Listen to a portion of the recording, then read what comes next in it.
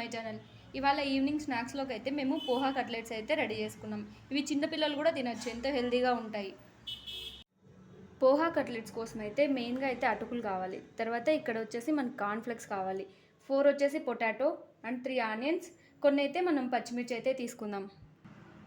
ఇప్పుడైతే ఈ అటుకుల్ని 2-3 టైమ్స్ అయితే వాష్ చేసి కొద్దిసేపు అయితే నానబెట్టుకుందాం. ఈ అటుకులు అనేవి మనం 3 to 4 టైమ్స్ వాష్ చేసుకున్న తర్వాత కొద్దిగా వాటర్ అయితే యాడ్ చేసుకుందాం. ఇలా వాటర్ యాడ్ చేసుకొని తర్వాత మూత పెట్టి పక్కన పెట్టేసుకుందాం. ఒక 5 minutes వరకు పక్కన పెట్టేసుకుందాం. ఇప్పుడైతే ఆలు తీసుకొని మనం హాఫ్గా కట్ చేసుకుందాం. ఈ ఆలు హాఫ్గా కట్ చేసుకోవడం వల్ల అయితే తొందరగా బాయిల్ అవుతుంది. సో అందుకనేసి హాఫ్గా కట్ చేసి పక్కన పెట్టుకొని తర్వాత మనం ఒక విజిల్ కుక్కర్ అనేది తీసుకొని అందులోకి వాటర్ కూడా తీసుకోవాలి. ఇప్పుడు అనేది ఈ పొటాటోస్ అన్నీ వాటర్లోకి వేసేద్దాం.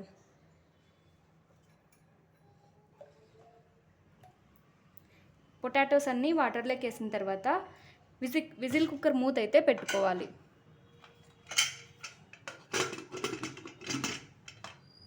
ఇప్పుడైతే ఇవి 4 to 5 విజిల్స్ వచ్చే వరకు అయితే మనం ఆన్ చేసి పెట్టుకోవాలి.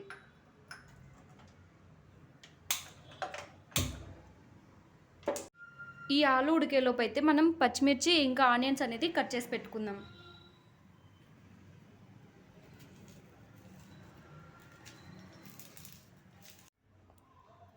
ఈ ఆలు అయితే ఇలా మెత్తగా ఉడికించుకున్న తర్వాత మనం పీల్ అయితే తీసుకొని పక్కన పెట్టుకుందాం.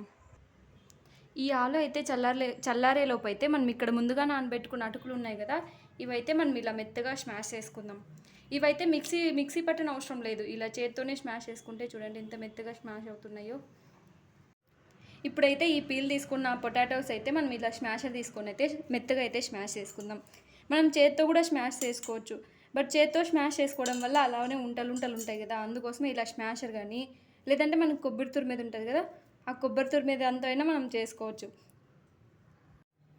ఇలా మెత్తగా స్మాష్ చేసి పెట్టుకున్న పొటాటో దాంట్లోకి అయితే మనం ఇప్పుడు ముందుగా తీసి పెట్టుకున్న అటుకులు కూడా ఇందులోకి కలుపుకుందాం.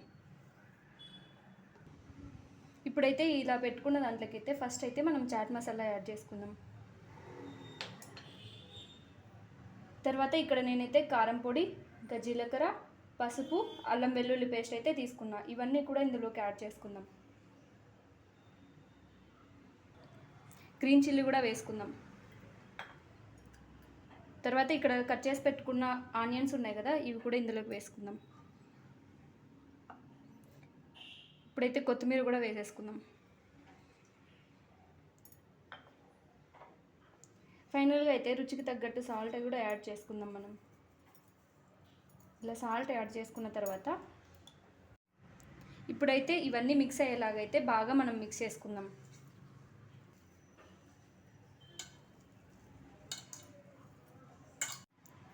ఇదైతే ఇలా బాగా మిక్స్ చేసుకున్న తర్వాత మనమైతే కట్లెట్స్ లాగా అయితే ఇప్పుడు మనం ప్రిపేర్ చేసుకుందాం.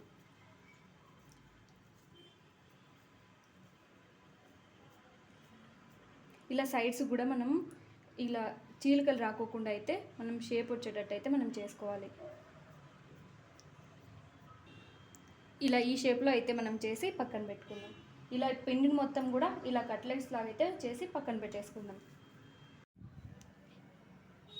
ఈ కట్లెట్స్ ఇలా అన్నీ రెడీ చేసి పెట్టుకున్న తర్వాత మనం ఒక ప్యాన్ తీసుకొని అందులోకి అయితే ఆయిల్ వేసి పెట్టుకున్నాం.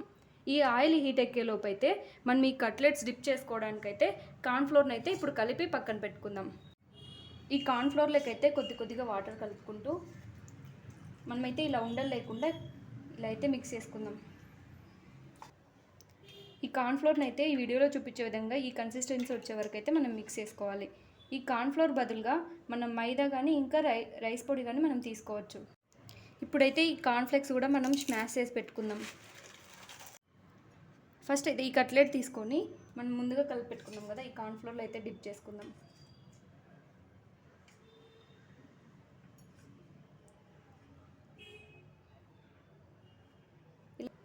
ఇది ఇలా డిప్ చేసుకున్న తర్వాత ఇందులోకి అయితే మనం యాడ్ చేసుకుందాం. ఇలా అంతా యాడ్ చేసుకున్న తర్వాత మనం తీసుకెళ్ళి ఆయిల్లోకి వేద్దాం.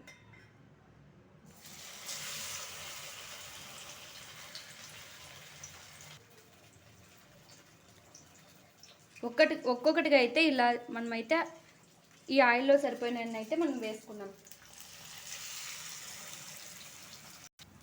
ఇలా అయితే ఆయిల్లో మనం అన్నీ వేసుకున్నాం. తర్వాత కొద్దిసేపు అయితే మనం సిమ్లో అయితే హీట్ చేసుకోవాలి. ఇలా ఒక సైడ్ కాలిన తర్వాత మనం టర్న్ చేసుకొని ఈ సైడ్ కూడా కాలేటట్టు అయితే మనం చూసుకోవాలి. ఇలా 2 సైడ్స్ అయితే ఫ్రై అయిన తర్వాత మనం ముందుగా తీసి పెట్టుకున్న టిష్యూ పరుచుకున్న దాంట్లోకైతే సర్వింగ్ బౌల్లోకి అయితే సర్వ్ చేసుకుందాం.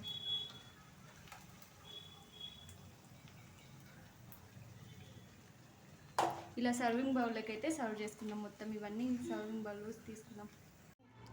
ఇందాక కొన్ని అయితే మనం అక్కడ ఆయిల్ ఫ్రై చేసుకున్నాం కదా, ఇంకొన్ని అయితే ఇక్కడ ఎయిర్ ఫ్రైలో అయితే మనం చేసుకుందాం. ఇలా లైట్గా అయితే మనం ఆయిల్ అప్లై చేసుకుందాం. ఇలా అయితే మనం ఆయిల్ అప్లై చేసిన తర్వాత ఇందులోకి ఫిక్స్ చేసి పెట్టుకొని ఇక్కడ టైం అయితే మనం ఇక్కడ 20 మినిట్స్ పెట్టుకుందాం. తర్వాత ఇక్కడ 180 డిగ్రీస్ అయితే ఇక్కడ సెట్ చేసి పెట్టుకుందాం. ఈ కట్లెట్స్ అయితే మనం ఆయిల్లో ఫ్రై చేసుకున్నాం కదా, ఇవి వచ్చేసి ఎయిర్ ఫ్రైలో చేసుకునేటివి. ఒకసారి ఎయిర్ ఫ్రైలో ఒకసారి ఓపెన్ చేసి చూద్దామా.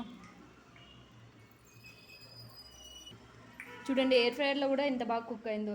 లెస్ ఆయిల్తో అనేది మనకి హెల్తీగా ఉండాలంటే ఎయిర్ ఫ్రైయర్లో చేసుకుందాం.